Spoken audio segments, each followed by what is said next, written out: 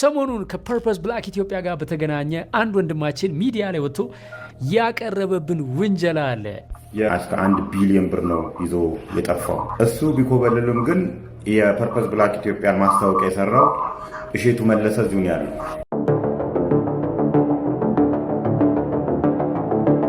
ሰላም የጽናት ሚዲያ ቤተሰቦች፣ ዛሬ ሶሻል ሚዲያውን እያናወጠ ያለው የፐርፐስ ብላክ እና የህዝብ ገንዘብ ውዝግብ እጅግ በጣም አጓጊ ወደሆነ እና ማስረጃ ወደሚጠየቅበት ደረጃ ላይ ደርሷል።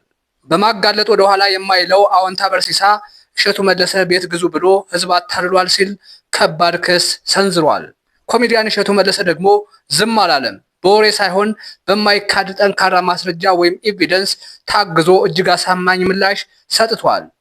ከፐርፐስ ብላክ ኢትዮጵያ ጋር የሰራንበት ውል እዚህ ለማስረጃ ቀርቧል ማለት ነው። ከዚህ ጀርባ ያለውን እውነታ ምን እንደሚመስል አብረን በጥልቀት የምንመለከተው ይሆናል። ከዛ በፊት ለዚህ ቻናል አዲስ የሆናችሁ ሳብስክራይብ እና ላይክ በማድረግ ቤተሰብ መሆን ትችላላችሁ። ጉዳዩን ሚዛናዊ ለማድረግ መጀመሪያ የአዎንታ በርሲሳን ማንነት ማየት አለብን። አዎንታ ከዚህ ቀደም ህዝብን ያሳሳቱ እና ያልተገቡ ማስታወቂያዎችን የሰሩት ታዋቂ ሰዎችን ፊት ለፊት በመጋፈጥና እውነታውን በማጋለጥ ለህግ እንዲቀርቡ በማድረግ ይታወቃል።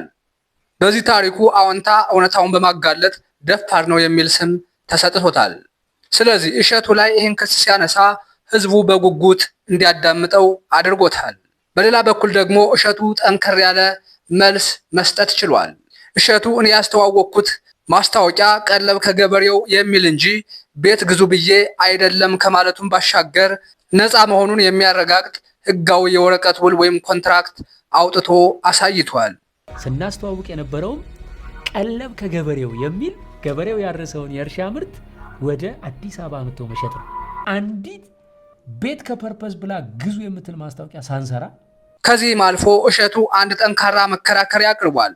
የወሰድኩትን የማስታወቂያ ውል በሰዓቱ መጨረሴን ዩቲዩብ ላይ የተጫነበት ቀንና ሰዓት ህያው ምስክር ነው ብሏል። ዩቲዩብ ላይ ገብተህ ብታይ እውነታውን ታውቀው ነበረ።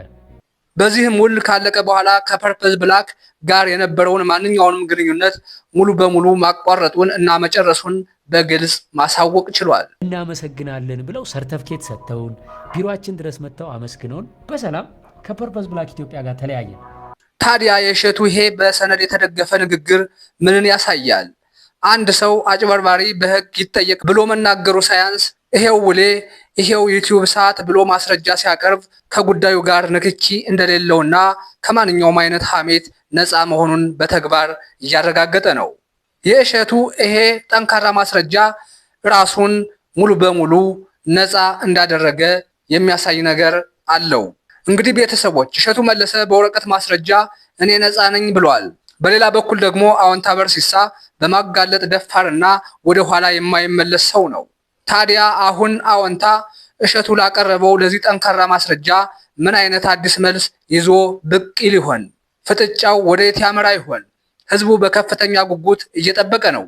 አዎንታ አዲስ መረጃ ይዞ ከመጣም ጽናት ሚዲያ ማንም ሳይቀድመው እውነታውን አጣርቶ በፍጥነት ለእናንተ ለተመልካቾች የሚያደርስ ይሆናል። እናንተስ ምን ታስባላችሁ? እሸቱ መለሰ ያቀረበው የወረቀት ውል እና የዩቲዩብ ማስረጃ አሳማኝ ሆኖ አግኝታችሁታል ወይስ አዎንታ ሌላ ማስረጃ ያመጣል ብላችሁ ትጠብቃላችሁ? ሐሳባችሁን ኮሜንት ላይ ግለጹልኝ። ሁላችንም እንወያይበት። ወቅታዊና እውነተኛ መረጃ በፍጥነት እንዲደርሳችሁ ከፈለጋችሁ ይህን ቻናል ሳብስክራይብ ማድረጋችሁን እንዳትረሱ። አሁንም በሌላ ጉዳይ እስከምንገናኝ ድረስ በያላችሁበት ሰላማችሁ ይብዛ። ቻው።